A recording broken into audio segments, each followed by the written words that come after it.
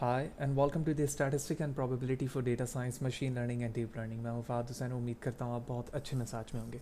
इस सेशन पर हम प्रोबेबिलिटी की कुछ बेसिक को डिस्कस करेंगे कि प्रोबेबिलिटी क्या है, उसमें किस किस तरह की इवेंट्स ऑब्जेक्ट्स क्या इस्तेमाल होते हैं और उसका कॉन्सेप्ट हमारे topic machine learning, deep learning या फिर डेटा साइंस में कैसे इम्बैंड है। लिहाजा वीडियो को फर्दर स्टार्ट करने से पहले मैं बताता चलूँ कि इससे रिलेटेड प्रीवियसली जितनी वीडियो हैं मेरे यूट्यूब चैनल पर मौजूद है। आप फहद हुसैन सी से सर्च करके मेरे यूट्यूब चैनल पर आएंगे और यहाँ पर आने के बाद डिफरेंट डिसिप्लिन्स की वीडियो विद ईज वॉच कर सकते हैं। इसके अलावा जो भी कंटेंट रिलेटेड मटेरियल होता है जो इन वीडियोस पे इस्तेमाल किया जा रहा होता है वो तमाम मेरे blog Fahad Hussain cs blogspot.com पे मौजूद है, जहाँ पर आने के बाद आप फ्रीली चीज़ों को डाउनलोड करके यूज़ कर सकते हैं।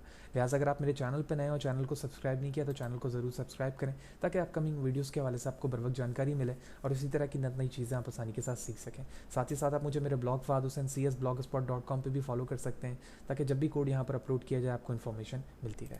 तो सबसे पहले कुछ इंपॉर्टेंट कॉन्सेप्ट हम यहाँ पर समझते हैं कि एक्चुअली प्रोबेबिलिटी ही क्या है और उसके बेस पर उससे रिलेटेड टर्म्स क्या क्या है। तो सिंपल प्रोबेबिलिटी, जैसे हमने नॉर्मल डिस्ट्रीब्यूशन जब टॉपिक शुरू किया तो वहाँ पर भी डिस्कस किया था हमने, तो यहाँ पर एक सेपरेटली मैं एक वीडियो बना रहा हूँ ताकि इससे रिलेटेड जो प्रोबेबिलिटी के टाइप्स आएंगे वो समझना हमारे लिए मज़ीद आसान हो।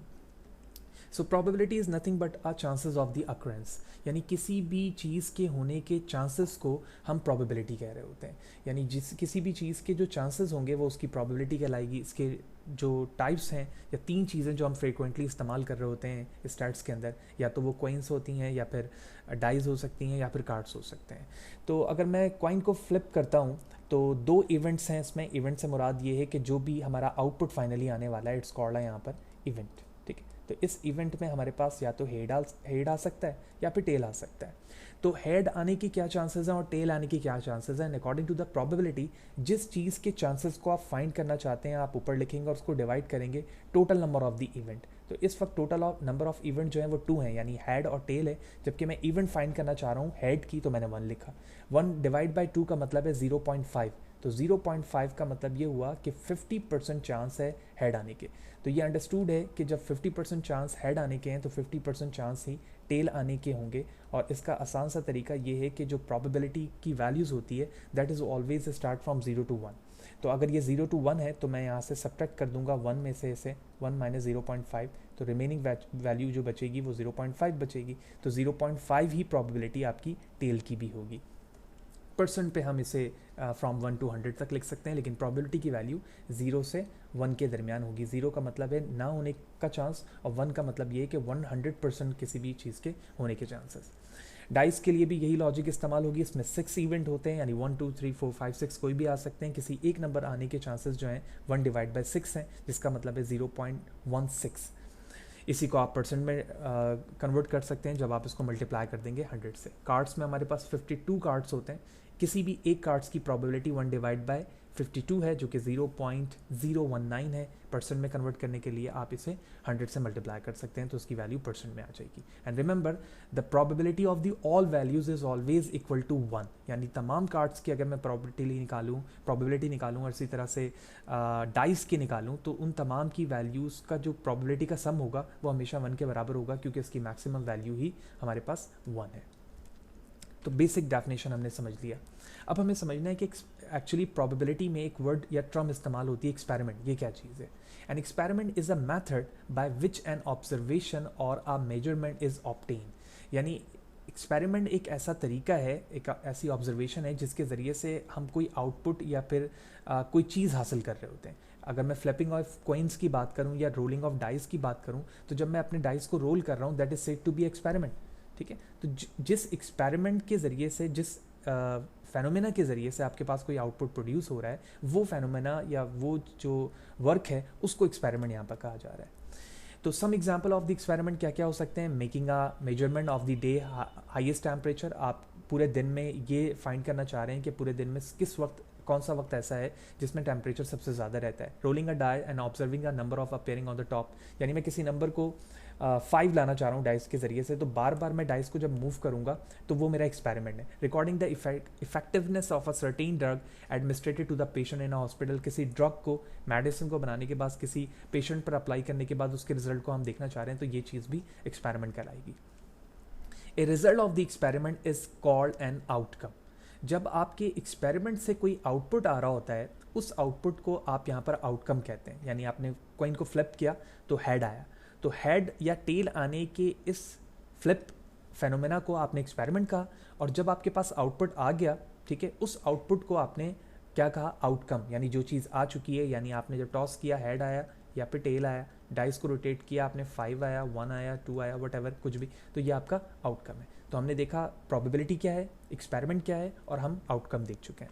इसी तरह इवेंट हमारे पास एक कॉन्सेप्ट है, और उसके बाद सैम्पल स्पेस है जो प्रोबेबिलिटी के टॉपिक में आ रहा होता है। इवेंट क्या है? Event is any combination of the outcome, यानी आउटकम का जो भी कॉम्बिनेशन है, ठीक है, जो इवेंट का जो कॉम्बिनेशन होता है उसी को आउटकम कहा जाता है। यानी डाइस की मैं बात करूं तो 1 2 3 4 5 एंड 6 ये डाइस के तमाम इवेंट हैं। इन इवेंट्स के दरमियान जब कोई नंबर आपके सामने आता है आउटपुट के फॉर्म पर, जैसे फॉर एग्जांपल 3 आया, तो इस 3 आउटपुट को आप आउटकम कहेंगे, जबकि ये तमाम जितने नंबर्स हैं it's said to be a event. Upper case letter like A B represent event, यानी अगर मैं अपर केस में किसी लेटर को लिखकर दिखाता हूँ प्रोबेबिलिटी में, तो इसका मतलब है मैं इवेंट की बात कर रहा हूँ। For example, if the experiment is to flip 1 fair coin, ठीक है, फेयर कॉइन का मतलब ये है कि उसमें बाइसनेस मौजूद नहीं है। बाइस का मतलब यहाँ पर आप बाइसनेस को ये समझ सकते हैं कि जिसमें हेड और टेल आने के इक्वल चांसेस हो, यानी आपने कुछ उसमें ऐसी चीज़ ना की हुई हो जिसकी वजह से सिर्फ और सिर्फ हेड ही आ रहे हो या टेल आ रहे हो, तो फेयर कॉइन, ऐसे कॉइन को कहा जाता है। Event A might be getting at most one head. The probability of the event A is written P of A. यानी हेड आने के 1 चांसेस हैं, तो उसको इवेंट फॉर्म पर आप इस तरह से लिखेंगे जैसे यहाँ लिखा गया probability of A, यानी P for probability, और A यहाँ पर उस इवेंट को रिप्रेजेंट कर रहा है जिसकी आप लाने की या जिस मकसद के लिए आप जिस ऑब्जेक्ट को एक्सपेरिमेंट में यूज़ कर रहे हैं। And the last term in the probability for this video is a sample space. A set of the all possible outcome of an experiment is called a sample space. यानी for example आप किसी object base पर experiment कर रहे हैं, और उस experiment करने के बाद उसके जितने पॉसिबल आउटकम आए हैं, उस पॉसिबल आउटकम को किसी एक जगह तरतीब से लिखना सैम्पल स्पेस कहलाता है। We shall denote the sample space by capital S. तो कैपिटल एस से हम अपने सैम्पल स्पेस को डिनोट कर रहे होते हैं। फॉर एग्जाम्पल, यहाँ पर मैंने sample space in short S S के साथ लिखा है, मैं सिर्फ एस भी लिख सकता था। और मेरे पास एक कॉइन है, इस कॉइन को मैंने 2 दफ़ा फ्लिप किया, ठीक है, एक दफ़ा फ्लिप किया तो एक दफ़ा हेड आया, और एक दफ़ा फ्लिप किया तो टेल आया, ठीक है।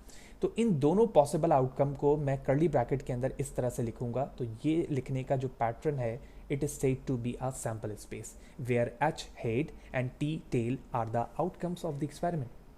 तो इस तरह से इस सेशन पे हमने जाना कि प्रोबेबिलिटी टर्म क्या है, प्रोबेबिलिटी से रिलेटेड टर्म्स, इवेंट, एक्सपेरिमेंट, उसके एग्जाम्पल्स, आउटपुट्स, और इसी तरह से सैम्पल स्पेस क्या है। इन चीज़ों को हमें अच्छी तरीके से मेमोराइज रखना है, क्योंकि जैसे जैसे हम टाइप्स ऑफ द प्रोबेबिलिटी या इससे रिलेटेड टर्म्स को डिस्कस करेंगे, तो वहाँ पर इन तमाम वर्ड्स को, इवेंट, सैम्पल स्पेस को बार बार इस्तेमाल किया जाएगा।